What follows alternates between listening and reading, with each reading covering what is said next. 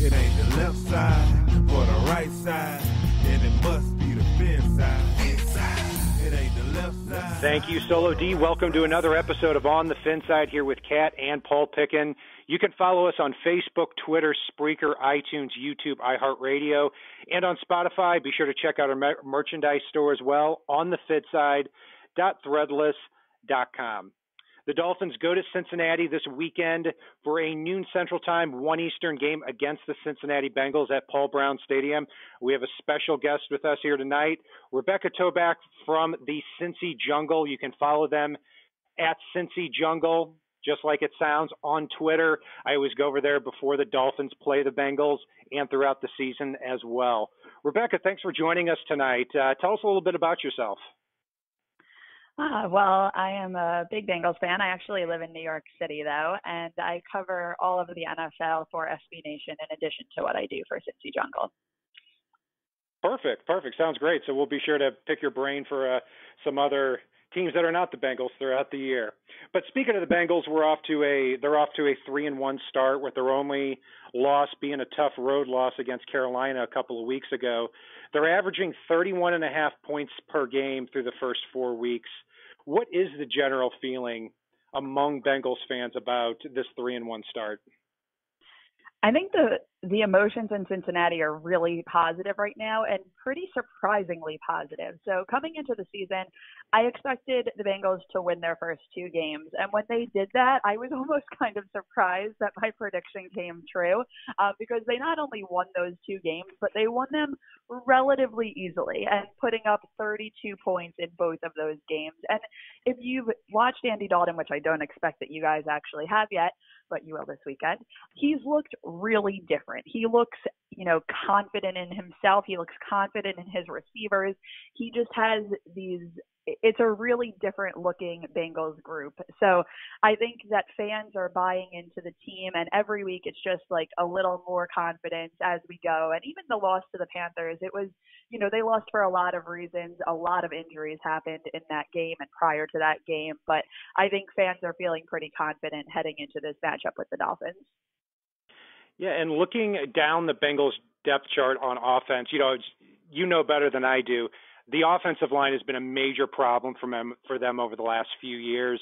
They did get Cordy Glenn at left tackle in the offseason in that trade down. They also drafted Billy Price in the first round. I believe he's going to be out for this game, though. What impact has that had on Andy Dalton this year?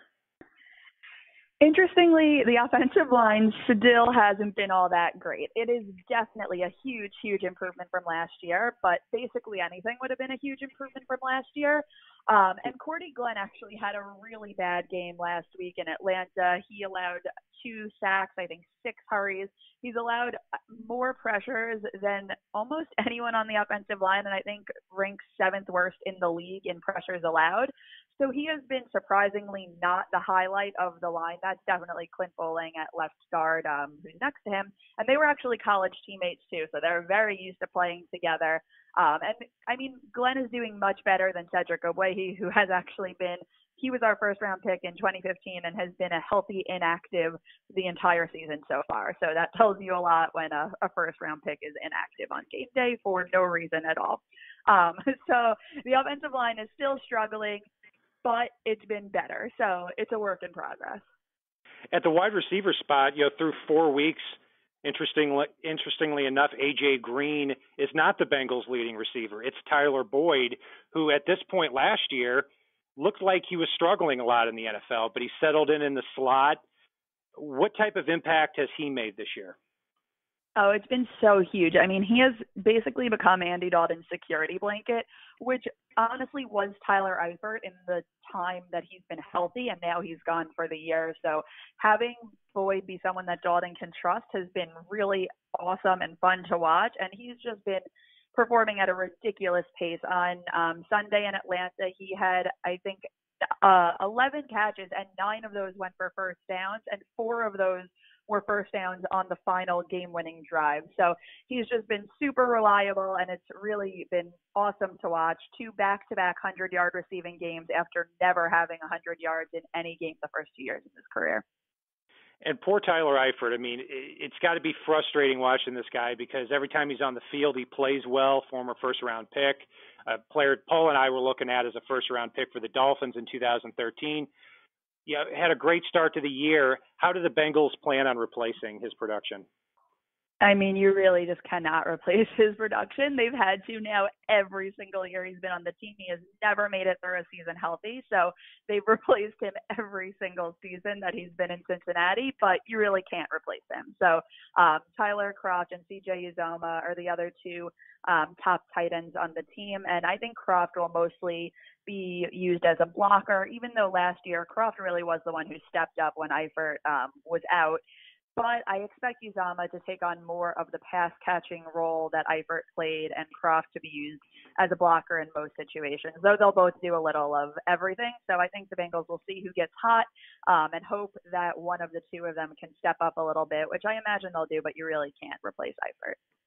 Moving along to the defensive side of the ball, Rebecca, last two games, they played Carolina and Atlanta. They've let up a combined 67 points. They did win one of those games last week on a last-second touchdown to A.J. Green. But Christian McCaffrey, 184 yards rushing, Tevin Coleman, 51 last week, and Cam Newton and Matt Ryan combined for a quarterback rating of right around 120 for the year. Is this just a reflection that the Panthers and Falcons have good offense, or have the Bengals tripped up? No, it's really not. I mean, the Panthers and the Falcons do have good offenses, but the Bengals defense has been scarily bad. I think coming into the season, we really thought the defense was actually going to be the strength of the team, and everyone thought that the offense was going to struggle as they did for last year. But that has really just been the opposite of the reality, as the offense has thrived and the defense has been so bad. The run defense is abysmal at this moment. It's really scary watching what's going on. The one positive going into this week is that the Bengals are getting back Vontaze Burfict, and you have to imagine that the run defense is going to improve immensely with him on the field. But it has been really strange watching the defense. They haven't been impressive. Their defensive line was thought of as the number one strength on this team entering the season, and they just really haven't been anything special. They're not getting to quarterbacks at the rate that we expected them to. I mean, you have Carlos Dunlap, Geno Atkins, Carl Lawson, Andrew Billings. These guys were expected to really thrive together, especially coming into the second year with most of like this core on the defensive line intact. But they've been doing adequate, but not special. Yeah, and looking at the rest of the defense, you know, they've got those three former first-round picks, a cornerback, free safety Jesse Bates has made some plays back there. But, yeah, it looks a little scary the last two games defensively for the Bengals. Luckily, the Dolphins haven't been able to do anything for the last two games so on offense, so we'll see how that works out. What do you think, Rebecca, the Bengals need to do in this game to win? I mean, if they just keep producing at the same rate offensively that they have been producing at, I feel like they can outscore the Dolphins. I don't know if that's something you would agree with, but basically I think that if they could go toe-to-toe with the Falcons offense, which has a lot of firepower, I think that they can do the same with the Dolphins, hopefully, and that would lead to a win. And what's your prediction for this game? I do see it as a Bengals win. I think that they're coming into this game pretty confident. They know that this is going to be one of the toughest tests they've faced so far, and another team that's also 3-1. But I'm definitely going with a Bengals win. I'm going to say 27-18. I was going to say maybe 34-23 because the Bengals, that's what they won in their first two games. Identical scores. Yes. They beat the Colts and Ravens. So, yeah, they did. That doesn't happen often. Rebecca Toback joining us from Cincy Jungle. Be sure to go to their website at Cincy Jungle, CINCY, and then Jungle. Be sure to check them out, and Rebecca as well for not only Bengals news but NFL news here throughout the year. Rebecca, thank you very much for joining us. Yeah, thanks for having me. And that will do it for our breakdown of the Miami Dolphins and Cincinnati Bengals. We're taking a look here at the other sideline. You can follow Paul and I on Facebook, Twitter, Spreaker, iTunes, YouTube, iHeartRadio, and on Spotify. Be sure to check out our merch store too, on the finside, .threadless.com. And if it's not on the right side and it's not on the left side, it is on the fin side. Solo D, take us home.